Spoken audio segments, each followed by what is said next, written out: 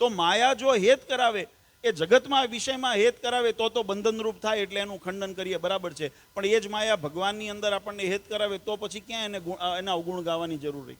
જો ભગવાનના સ્વરૂપમાં માયા આપણને પ્રેમ કરાવી દે તો એની અંદર અવગુણ ગાવાની જરૂર ક્યાં રહી? પણ મહારાજે પછી પાછું બહુ વિચાર્યું. મહારાજે વળતો વિચાર કર્યો. પહેલા પ્રશ્ન પોતે કર્યો, સમાધાન કર્યું, પાછી શંકા પોતે કરીને પાછું એનું સમાધાન મહારાજે સ્વયં કર્યું. મહારાજ કે અમે પાછું અમને વળી વિચાર આવ્યો કે મનુષ્યનો સ્વભાવ છે, એક જેવું માયા જે વિષયની અંદર દ્રષ્ટિ કરે તો જેવું હેત ભગવાનમાં કરે એવું ને એવું હેત જગતમાં કરે.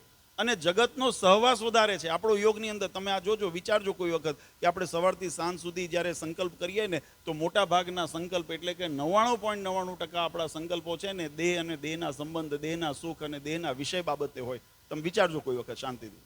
સવારથી ઉઠીને મેં કીધું તો હમણાં શાકોત્સવ યાત્રામાં હતા ને તમે ઘણી જગ્યાએ દ્રષ્ટાંત આપ્યું. મેં કીધું એક ડાયરી રાખવી ખિસ્સામાં, અને સવારથી જે સંકલ્પ થાય ને, શું કરો છો એ નહીં પણ સંકલ્પ વિચાર આવે એ વિચારને નોંધવા. હા, જુદી એક દિવસ તમે તમારા વિચારોને નોંધો ને પછી હાજે સુવા જાઓ ને ત્યારે ડાયરી લઈને બેસું ને તમારે એનું સર્વેયું કરવું કે આત્મકલ્યાણના કેટલા સંકલ્પ થયા અને વ્યવહારના કેટલા સંકલ્પ થયા. 99.99% વ્યવહારના સંકલ્પ થશે, કારણ કે આપણે વિટમણા એવી છે, આ જગતની રીત એવી છે. એટલે મહારાજ કીધું માયા, એક માયાનો સ્વભાવ છે પ્રીત કરાવો, હેત કરાવો, મોહ કરાવો, તમને બંધન કરાવે. પણ એ માયા ભગવાનની સાથે બંધન કરાવે તો ઠીક, પણ એવા સિદ્ધ દશાને પામ્યા હોય ને એના માટે, જેને માયાની વિકૃતિ ન નડી શકે એના માટે તો એ સમજણ બરાબર છે. પણ સામાન્ય પામર જીવ હોય એને તો જગતનો વિષય છે અને ભગવાનનો પણ સાથે સાથે યોગ છે. હવે જેનો સહવાસ વધારે થાય, જેનો યોગ થાય એ બાજુ એનું પલુડું નમે, એ બાજુ ઢાળ જાય. અને આપણો બધાનો વધારે વ્યવહાર કોની સાથે છે? તો આપણો વ્યવહાર વધારે જગત સાથે છે. એટલે આપણું મન ક્યાં આકર્ષાય?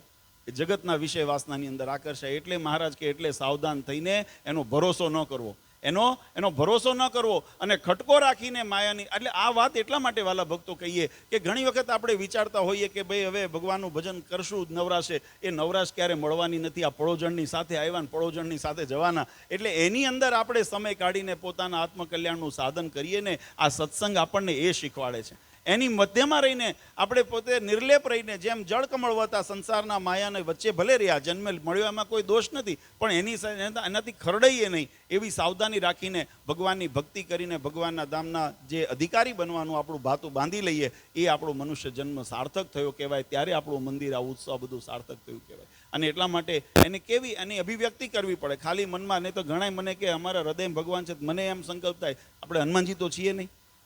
હનુમાનજી હોત તો એ રામાયણનો પ્રસંગ ખબર છે ને બધાને.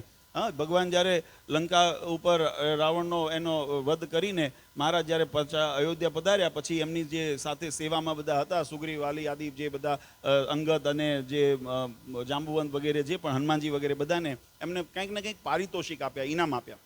એમાં હનુમાનજી મહારાજનો વારો આવ્યો એટલે ભગવાને પોતાના કંઠમાંથી મોતીની સુંદર માળા કાઢી અને હનુમાનજી મહારાજને આપીને હનુમાનજી મહારાજને લીધી. મહારાજે ભગવાનને પગે લાગીને હનુમાનજી મહારાજે માળા તો લીધી, પછી ખૂણામાં જઈને ઉભા રહ્યા અને એક એક મણકો ફોડવા માંડ્યા. એટલે સભા આખી બેઠી હતી ને બધાનું ધ્યાન ગયું કે આ હનુમાનજી મહારાજ આમ તોડે ને જોવે ને ફેંકી દે, તોડે જોવે ને ફેંકી દે. એટલે કોઈક હોય ને જાડી બુદ્ધિવાળા એ કે અંતે તો કે વાનર સ્વભાવ રહ્યો ને, આને કિંમત નથી, આ કેટલી મોંઘી માળા છે. ભગવાન, એક તો પ્રભુ ભગવાન રામચંદ્રજી રાજાધિરાજ, એમને પોતાના કંઠમાંથી કાઢીને કેટલી મોંઘી માળા એમને આપીને અને એની કિંમત નથી, આ તોડીને ફેંકી દે છે.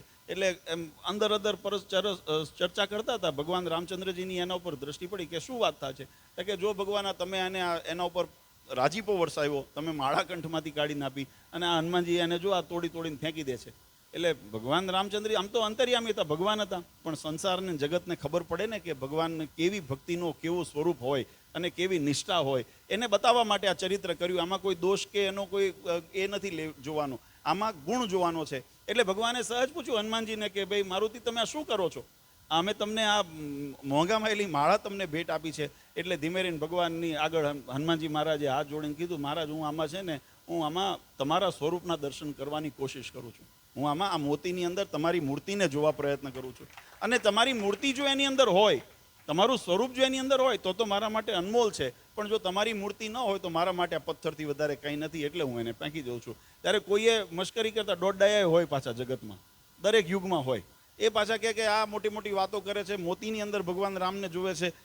જાણે કે એની અંદર, એમના હૃદયની અંદર ભગવાન રામ અખંડ રહ્યા છે. અને ત્યાં હનુમાનજી મહારાજને આ શબ્દ કાને પડ્યો કે મારા હૃદયની અંદર તમારે જોવું છે ને. ભગવાન હનુમાનજી મહારાજે છાતી ચીરી અને ભગવાન રામના દર્શન કરાવ્યા. એટલે ઘણી વખત કોઈ જ્યારે એમ કહે ને કે ભાઈ તમારા હૃદયમાં રામ છે, તમારી પાસે એવી સામર્થ્ય છે કે છાતી ચીરીને બતાવશો, કોઈ પ્રયત્ન ન કરશો, એ આપણા માટે નથી. એ યુગ જુદા હતા.